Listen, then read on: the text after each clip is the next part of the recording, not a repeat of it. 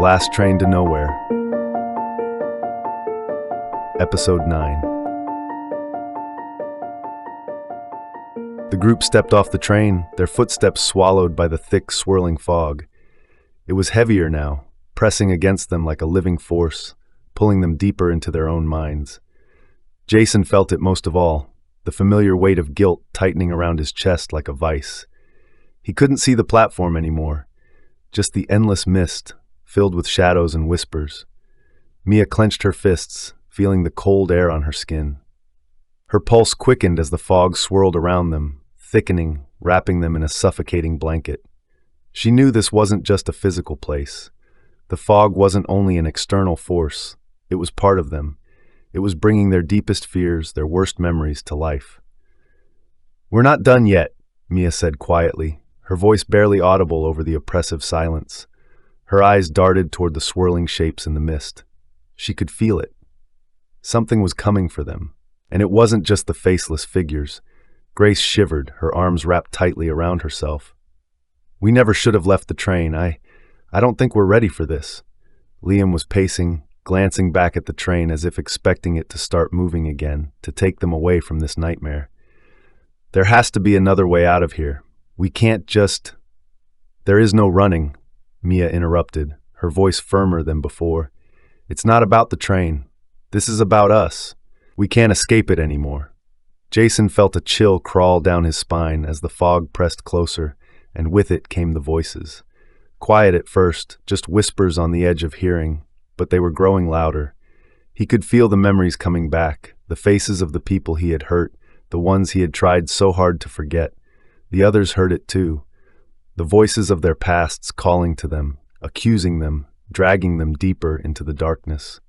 It was no longer a matter of surviving the fog. They had to face what they had been running from. And then Mia froze. A voice, sharp and all too familiar, pierced through the mist. "Mia." Her breath caught in her throat. "Chris." The voice hit Mia like a blow to the chest.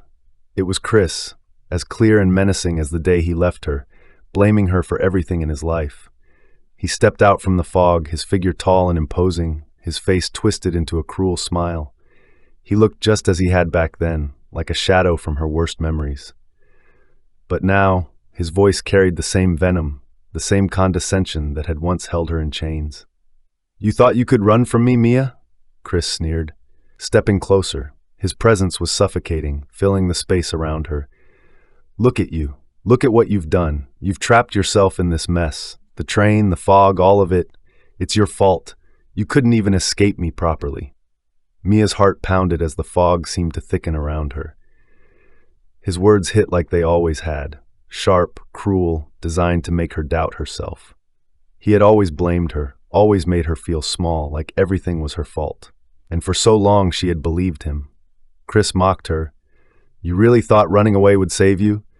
You've just found another prison. You can't escape me, Mia. You never could. This is all on you." The words cut deep, dragging her back into the place she had tried so hard to escape. Her legs felt weak, and for a moment she was back in that apartment, back in the cycle of control and manipulation. She could feel the helplessness creeping in, the same suffocating fear that had kept her trapped for so long.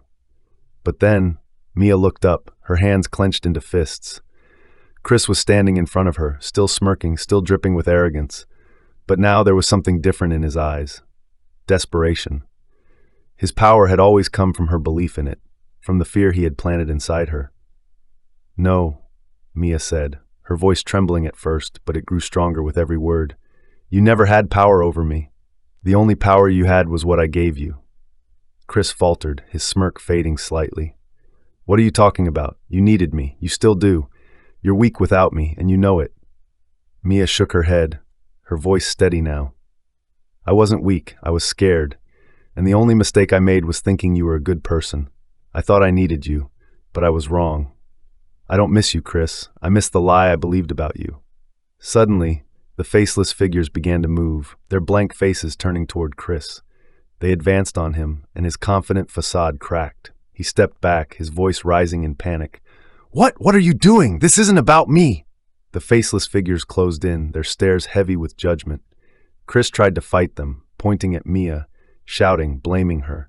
But with every word, his form began to fade into the fog. "This isn't my fault! She did this!" But his screams felt powerless, like those of a mad man, screaming from his hospice room. Mia stood there, fists clenched, tears running down her face in a torrent, while her breath started to become slower and more controlled. Jason stood frozen as the fog thickened around him, pulling him into memories he had tried so hard to bury. He could feel the weight of his past pressing down on him, the guilt suffocating him as the voices grew louder. He could see them, faces from the robbery, the people he had hurt, the blood on his hands. "You did this," the fog whispered, curling around him like smoke. "You're the reason he's dead." Jason's hands shook as the memory came rushing back. The small convenience store, the gun in his hand, the panic in his chest. The gunshot still rang in his ears, as if it had happened moments ago, not years. And the clerk who had fallen, lifeless on the floor. The fog swirled again, and there he was, the man Jason had killed, his face pale, his eyes wide with fear and accusation. "You did this." Jason backed up, his heart pounding. "I didn't mean to," he whispered, his voice shaking. "I didn't want this." The figure stepped closer, the fog pressing against Jason's mind, dragging him back into the moment. "You pulled the trigger," the fog hissed. "You can't run from that." For so long, Jason had tried to run from it. He had told himself it was an accident, that he hadn't meant for it to happen. But deep down, he knew the truth. He had been responsible. He had taken a life, and no matter how far he ran, the guilt had followed him, gnawing at him from the inside. But now, as he stood face to face with the memory, he realized something. He couldn't undo what had happened. He couldn't bring that man back. But he could stop running. "I'm sorry," Jason said, his voice steady. "I can't change what I did, but I won't run from it anymore." The figure in the fog paused, its form flickering, and the voices around him began to fade. Jason took a deep breath, the weight on his chest lifting. He couldn't erase the past, but he could accept it. And that was the only way forward. Evelyn stood at the edge of the platform, her fingers gripping the locket around her neck. The fog around her was thick with memories, twisting and pulling her deeper into the past. And then she saw him. Mark, her son, standing in the mist. But his face was wrong. His eyes were hollow, filled with pain and blame. "You weren't there," Mark's voice said, though his lips didn't move. The words cut through her like ice. "You left me." Evelyn's breath caught in her throat, her body trembling. She had lived with this guilt for years, the unbearable weight of not being there when her son needed her most. She had replayed that day over and over in her mind, wishing she could have been there, wishing she could have done something to save him. But the truth was, she hadn't been there. She had failed him. "I'm sorry," Evelyn whispered, tears streaming down her face. "I should have been there for you." Mark stepped closer, his figure distorted by the fog, his eyes filled with accusation. "You could have saved me. You should have saved me." Evelyn collapsed to her knees, sobbing uncontrollably. The guilt was overwhelming, crushing her, pulling her down into the darkness. She had carried it for so long, the belief that if she had only been there, Mark would still be alive. She had let that guilt define her, let it control every part of her life. But deep down, she knew the truth. "I couldn't save you," Evelyn whispered, her voice shaking but growing stronger. "But it wasn't my fault." Mark's figure flickered, the fog swirling around him.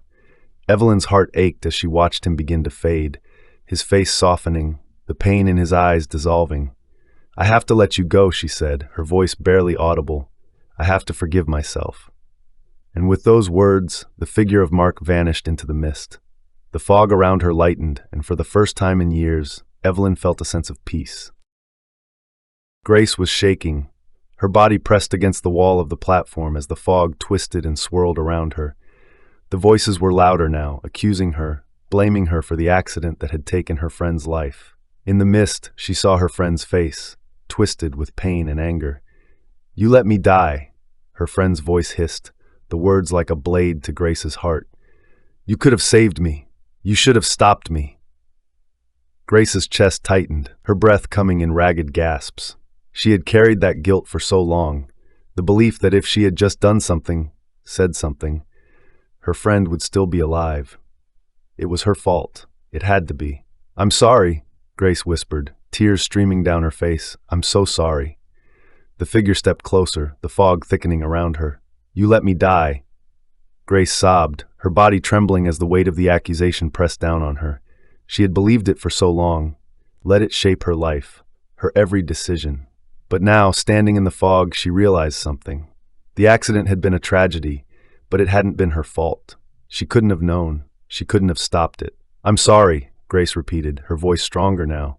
"But it wasn't my fault." The figure paused, its form flickering, and the fog around Grace began to thin. Liam, meanwhile, was lost in the mist, surrounded by distorted reflections of himself. His failures, his mistakes. They all stood before him, towering over him, accusing him. His business, his relationships, he had ruined them all. "You failed," the voices whispered. "You ran away. You destroyed everything." Liam clutched his head, his body shaking as the accusations grew louder. "I didn't mean to," he muttered. "I didn't want this." But deep down, he knew the truth. He had run from everything, avoided responsibility at every turn. Now in the fog, there was nowhere left to run. The fog around Mia swirled, but the figure of Chris was fading, his voice growing weaker. The faceless figures had closed in, their blank stares locked onto him, showing him the truth. For so long, Chris had blamed Mia, twisted everything to make her feel small, weak, dependent on him. But now, the fog was pulling him away, stripping him of the power he had wielded over her. Mia's breath came in shallow gasps, but her heart felt lighter. She had stood up to him. She had faced the one person who had held her down for so long, and now he was gone. His voice, his control, it was all slowly going away. The faceless figures turned away from Chris, their attention shifting back to the group.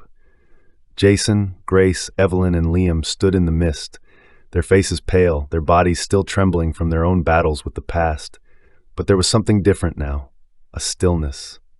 The fog around them began to thin, revealing a path that stretched into the distance. It wasn't clear, still shrouded in mist, but it was there, an opening. In the distance, there was a flicker of light. Mia stepped forward, her footsteps echoing in the silence. She had faced her past, and now it was time to move forward. She turned back to the others, her voice calm, steady. "We have to go," she said. "It's time to stop running." Jason nodded, his eyes filled with uncertainty. Evelyn clutched her locket, taking a deep breath. Grace wiped the tears from her face, her hands trembling but steady. Liam took one final look at the fog before starting to follow Mia. Maybe there was going to be a way out. This is the end of the episode. Thank you for listening. If you like the story, please subscribe to our channel and check out our other stories. You can find the link to the next episode in the description below. What do you think about this episode? Let us know in the comment section below.